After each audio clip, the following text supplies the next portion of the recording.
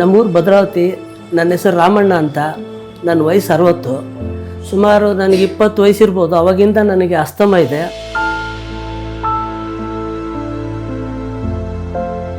Asthma ಅಂದರೆ ತುಂಬ ಕಷ್ಟ. ಅದು ಒಂದು 10 ಮೆಟ್ಲು ಹತ್ತಕ್ಕಾಗಲ್ಲ. ಎದೆಲೆಲ್ಲ ಕಫ. ಆ ಚಳಿಗಾಲ ಬಂತು ಅಂದರೆ ಅದು ಹಿಂಸೆ ತಡ್ಕೊಳಕ್ಕಾಗಲ್ಲ.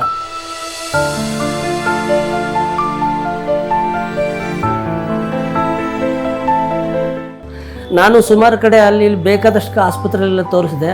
ಆ ಟೈಮಿಗೆ ಇನ್ಹೇಲರ್ ಅಂತ ಏನೋ ಒಂದು ಕೊಡ್ತಾರೆ. ಅದು ಸ್ವಲ್ಪ ಇದು ಮಾಡಿದ್ರೆ ಸ್ವಲ್ಪ ಉಸಿರಾಡ್ಬೋದು, ಮತ್ತು ಕಷ್ಟ ಆಗುತ್ತೆ.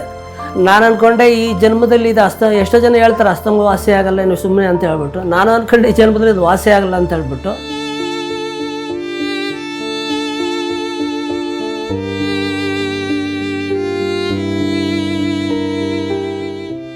ಕೊನೆಗೆ ನಮ್ಮೂರಲ್ಲಿ ರಾಜಣ್ಣ ಅಂತ ಒಬ್ಬರಿದ್ದಾರೆ.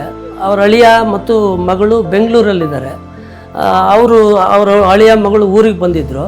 ಆವಾಗ ಅವ್ರು ಹೇಳಿದ್ರು, ಶ್ರೀಧರ್ ಅವರು ಮಲ್ಲೇಶ್ವರಮಲ್ಲಿ ಸಂಜೀವಿನಿ ಹೋಮಿಯೋಪತಿ ಅಂತ ಬರುತ್ತೆ, ಅಲ್ಲಿ ಬನ್ನಿ, ನಮ್ಮ ಮಗುಗಿತ್ತು ಅದು ಅಸ್ತಮ, ಅದು ಈಗ ಸಂಪೂರ್ಣ ನಮ್ಮ ಮಗು ವಾಸಿ ಆಗುತ್ತೆ, ನೀವೊಂದು ಪ್ರಯತ್ನ ಮಾಡಿ ಅಂತ ಹೇಳಿದ್ರು. ಅಯ್ಯೋ ಆಗಲ್ಲ ಸರ್, ಇದೆಲ್ಲ ಆಗಲ್ಲ ಅಂತ ನಾನು ಹೇಳಿದಾಗ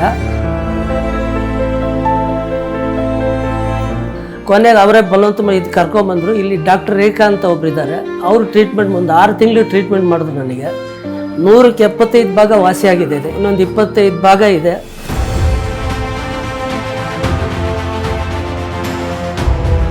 ಇನ್ನೊಂದು 4-5 ತಿಂಗಳಲ್ಲಿ ಖಂಡಿತ ವಾಸಿ ಆಗುತ್ತೆ. ನಾನು ತುಂಬ ಆರೋಗ್ಯವಾಗಿದ್ದೀನಿ ಈಗ. ಅಂದರೆ ಎಷ್ಟು ಹ್ಯಾಪಿಯಾಗಿದ್ದೀನಿ ಅಂದರೆ ತುಂಬ ಹ್ಯಾಪಿ ಇದೆ.